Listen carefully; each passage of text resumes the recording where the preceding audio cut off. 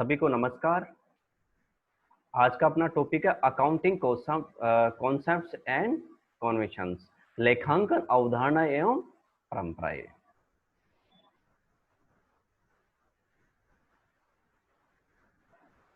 लेखांकन की अवधारणा क्या है?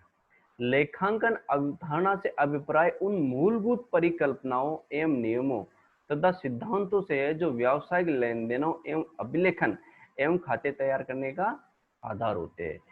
इसका मुख्य उद्देश्य लेखांकन अभिलेखों में एक रूपता एवं समरूपता बनाए रखना है। अब ये देखेंगे कौन कौन से अपने पास लेखांकन अवधारणा है। पहली है व्यवसाय इकाई अवधारणा। व्यवसाय इकाई अवधारणा या प्रत्यक्ष अस्तित्व की अवधारणा। ये अवधारणा ये कहती है कि एक व्यवसाय का उसके व्यवसाय से प्रत्यक्ष अस्तित्व रहता है, यानी एक व्यवसाय और एक व्यवसाय दोनों एक स्वतंत्र इकाई होती है और दोनों का आपस में प्रत्यक्ष अस्तित्व रहता है। यानी यदि एक बिजनेसमैन अपने बिजनेस में पैसा लगाता है तो एंट्री होती है cash account debit to capital account.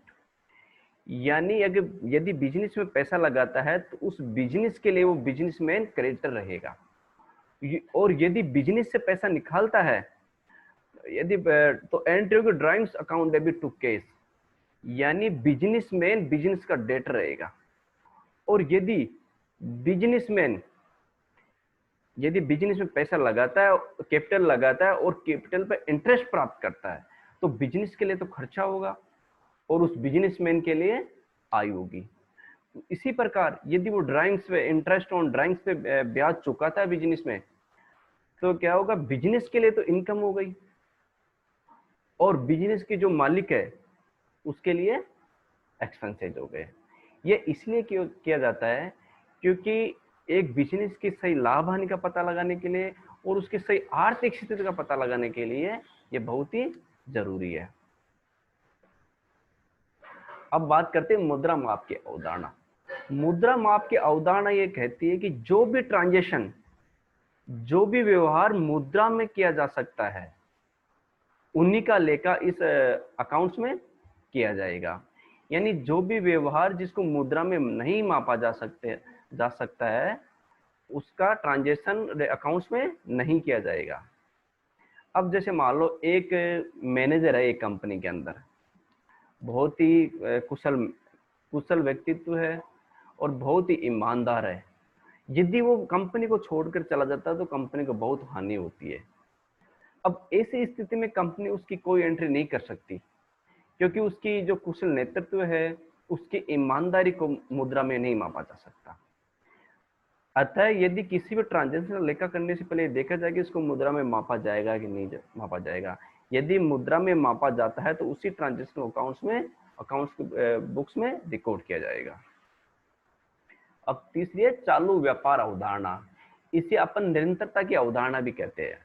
यह अवधारणा ये कहती है कि जब तक कोई विपरीत प्रमाण उपलब्ध नहीं हो या कोई विपरीत परिस्थिति प्रकट नहीं हो तब तक व्यवसाय दीर्घकाल तक अनिश्चित काल के लिए निरंतर चलता रहेगा। इसी के आधार पर जैसे मान लो किसी बिजनेस को स्टार्ट करते हैं तो उसमें बहुत सारा खर्चा कर दिया जाता है एक साथ। अब ये खर्चा ये सोचकर किया जाता है कि इसका लाभ अपने को आने वाले वर्षों में मिलेगा, इसीलिए अपन उस खर्चे को एक साथ लाभ P&L अकाउंट में डेबिट ना करके प्रत्येक वर्ष से संबंधित खर्चे को P&L अकाउंट में ट्रांसफर किया जाता है। अब लेखांकन अवधि अवधारणा क्या करते हैं, बिजनेस के संपूर्ण जीवन काल कुछ इंटरवल्स, कुछ पार्ट्स में डिवाइड किया जाता है ताकि उसकी सही समय समय उसके लाभ हानि, उसकी सही आर्थिक स्थिति का पता लगाया जा सके। अब ये लेखांकन अवधि, ये टाइम पीरियड कितना हो सकता है, ये मंथली भी हो सकता है, क्वार्टरली भी हो सकता है, हाफ ईयरली भी हो सकता है, ईयरली भी हो सकता है।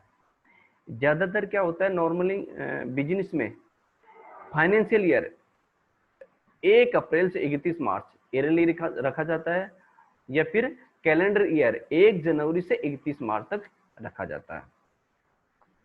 अब लेखांकन लागत अवधारणा। लेखांकन लागत अवधारणा के अनुसार सभी संपत्तियों का लेखा बहियों में उनके क्रय मूल्य पर लेखांकन किया जाएगा।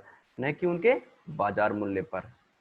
यानी एक जैसे मान लो कोई मशीनरी खरीदी गई है और खरीदने के बाद उसको परिवहन के ट्रांसपोर्टेशन के द्वारा उसको अपने फैक्ट्री में लाया गया है, फैक्ट्री लाने के उसको एस्टैब्लिशमेंट के कुछ खर्चे किए गए, तो ये टोटल लागत हो गई उसकी परचेजिंग कॉस्ट।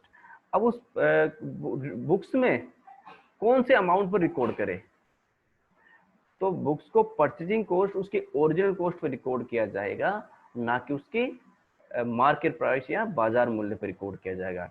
यह कहलाएगी लागत लेखांकन अवधारणा।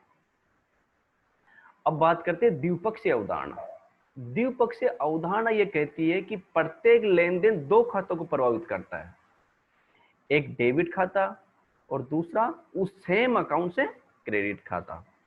जैसे मान लो अपन ने बिजनेस में कैपिटल लगाई, एंट्री की जाती है cash account debit to capital, दो खाते प्रभावित हो गए, कैश डेबिट हुआ और कैपिटल अकाउंट क्रेडिट हुआ। अतः ये लेखांकन अवधारणा जो दोहरा लेखा प्रणाली इसी लेखांकन अवधारणा के आधार पर आधारित है। तभी बैलेंस शीट के एसेट्स और लायबिलिटीज का दोनों साइड का टोटल हमेशा बराबर होता है और तलपट के दोनों साइड का बैलेंस हमेशा बराबर होता है। अब बात करते हैं वसूली अवधारणा।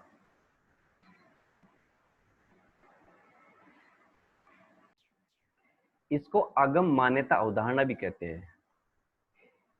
प्रत्येक लेखाकार के सामने यह समस्या उत्पन्न होती है कि आगम को मान्यता, यानी वसूली की अवधारणा के अंदर आगम को मान्यता किस दिनांक को दी जाए। यानी एक नगद बिक्री की व्यवहार में एक अकाउंटेंट के सामने यह समस्या आती है कि जैसे मान लो शुरू में जैसे सेल्स के मामले में शुरू में आदेश प्राप्त होता है, उसके बाद में माल की डिलीवरी की जाती है और उसके बाद में पेमेंट प्राप्त होता है। तो कौन से दिनांक को मान्यता दी जाए आगम को, यानी कौन सी दिनांक में उसकी वसूली मानी जाए। अब क्या होता है, यदि नगद बिक्री कैश सेल्स का मामला हो, उस केस में तो क्या होगा, जिस दिन डेट ऑफ डिलीवरी माल की डिलीवरी की जाएगी उसी समय पेमेंट किया जाएगा, तो वहां तो कोई समस्या ही उत्पन्न नहीं होगी। लेकिन जैसे मान लो आदेश अलग डेट को प्राप्त हुआ हो, माल की उसके बाद में माल की किसी अलग डेट को माल की डिलीवरी की गई हो और उसके बाद में जैसे पेमेंट बाद में प्राप्त हुआ हो, तो उस स्थिति में आगम को मान्यता कौन सी कब दी जाए। तो ज्यादातर क्या किया जाता है कि जब डेट ऑफ डिलीवरी के टाइम में आगम को मान्यता दी जाती है। और यदि सर्विस प्रोवाइड करवाई जाती है, तो जिस दिन सर्विस प्रोवाइड करवाई जाती है, चाहे उसका पेमेंट कभी भी प्राप्त हुआ हो, तो जिस दिन सर्विस प्रोवाइड करवाई जाती है उसी दिन आगम को मान्यता दी जाती है। अब है उपार्जन अवधारणा। उपार्जन अवधारणा से अभिप्राय किसी चीज की देनदारी का बन जाना है, विशेष रूप से वह राशि जिसका भुगतान अथवा प्राप्ति लेखा वर्ष के अंत में होनी है।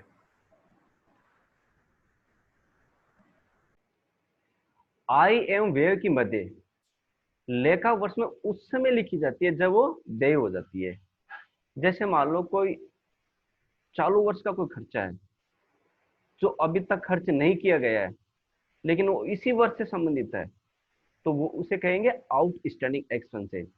और वह इसी वर्ष से संबंधित है तो उस खर्चे को इसी वर्ष में विचार में लिया जाएगा और बुक्स में रिकॉर्ड किया जाएगा। और यदि ऐसा कोई खर्चा है जो अगले वर्ष से संबंधित है लेकिन इसी वर्ष में खर्च कर दिया गया है, तो वो कहलाएगा प्रीपेड एक्सपेंसेस, क्योंकि वह अगले वर्ष से संबंधित है, उसे उसी वर्ष में आगे ले जाया जाएगा। इसी प्रकार जैसे मान लो कोई इनकम एडवांस में प्राप्त हो गई अपने को जो अगले वर्ष से संबंधित है, तो क्या होगा कि वो इस वर्ष प्राप्त हो गई है लेकिन वो अगले वर्ष से संबंधित है, तो उसे अगले वर्ष में विचार में लिया जाएगा। और ऐसी भी इनकम हो सकती है जो अपने उपार्जित तो कर ली है लेकिन अभी तक अपने को प्राप्त नहीं हुई है, वो है इस वर्ष की, तो इसी वर्ष अकाउंट्स में रिकॉर्ड किया जाएगा। मिलान की अवधारणा।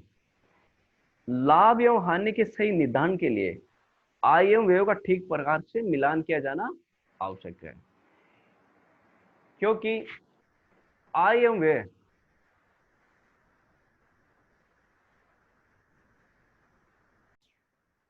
का मिलान किया जाना बहुत ही आवश्यक है।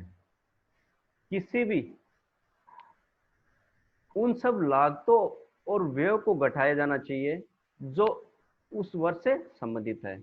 जैसे मान लो कोई खर्चा एक साथ कर दिया गया है और उसका लाभ आने वाले वर्षों में मिलता रहेगा, तो उस स्थिति में क्या होगा, जिस वर्ष से संबंधित जो खर्चा है भाई उस खर्चे में से इतना ही part profit and loss account में ट्रांसफर किया जाना चाहिए जिस वर्ष से जो इतना खर्चा उस वर्ष से संबंधित है। अब है अकाउंटिंग कन्वेंशन, पूर्ण प्रस्तुतिकरण संकल्पना। इस संकल्पना के अंतर्गत सभी सूचनाओं का प्रस्तुतिकरण किया जाना चाहिए। जो महत्वपूर्ण सूचनाएं उनको अलग से शीर्षक बनाकर दर्शाया जाना चाहिए। यानी कोई जो प्रत्येक यानी इस एक बैलेंस शीट से, एक कंपनी की बैलेंस शीट से बहुत से पक्षकार प्रभावित होते हैं, इसलिए जो महत्वपूर्ण सूचनाएं है उनको अपने वार्षिक लेखों में प्रतिवेदन में प्रकाशित या प्रस्तुतिकरण किया जाना जरूरी है। अब सम अनुरूपता एवं संगतता की संकल्पना। संकल्पना के अंतर्गत व्यवसाय द्वारा अपनाए जाने वाली लेखांकन नीतियों सिद्धांतों को निरंतर वर्षों तक उपयोग करते रहना चाहिए। यानी एक बार जो विधि अपने जो रीति अपने द्वारा जो अपना ली गई है बिजनेस के अंदर, उसी रीति को कंटिन्यू चालू रखा जाना चाहिए और उसमें अनावश्यक चेंजेस नहीं किया जाना चाहिए। जैसे मान लो अपने डेप्रिसिएशन की स्ट्रेट लाइन मेथड यूज कर रखी है, वो अपना रखी है, अब इसे बाद में ये नहीं होना चाहिए कि 2 वर्ष बाद में रिटर्न डाउन वैल्यू मेथड में चेंज कर दिया जाए। अब है रूढ़िवादिता की संकल्पना। इस संकल्पना के अंतर्गत व्यवसाय में होने वाले लाभों को अनावश्यक रूप से बढ़ा चढ़ाकर नहीं दिखाया जाना चाहिए। यानी जो संभावित लाभ है उनका अकाउंट्स में कोई रिकॉर्ड नहीं किया जाना चाहिए। यानी यदि कोई संभावित लाभ यदि बाद में होगा तो अच्छी बात है, लेकिन उसका अभी से कोई रिकॉर्ड नहीं किया जाना चाहिए। और यदि ऐसी कोई संभावित हानि है जो आने वाले टाइम में अपने को हो सकती है, तो उसके लिए अभी से व्यवस्था करके चलना चाहिए और उसके लिए प्रोविजन बना के चलना चाहिए। अब सारता की संकल्पना। इस संकल्पना के अंतर्गत लेखांकन में उन्हीं सूचनाओं और तथ्यों पर ध्यान दिया जाना चाहिए जो व्यवसाय के लिए महत्वपूर्ण है। यानी तुलनात्मक रूप से जो व्यवसाय के लिए बहुत ही महत्वपूर्ण सूचनाएं हैं उन्हीं को ध्यान में रखा जाना चाहिए और जो तुलनात्मक रूप से तो कम महत्व की सूचनाएं हैं उनको छोड़ दिया जाना चाहिए। और ये कौन सी सूचना कितनी महत्वपूर्ण है ये व्यवसाय की प्रकृति और उसके आकार पर निर्भर करता है। Thank you.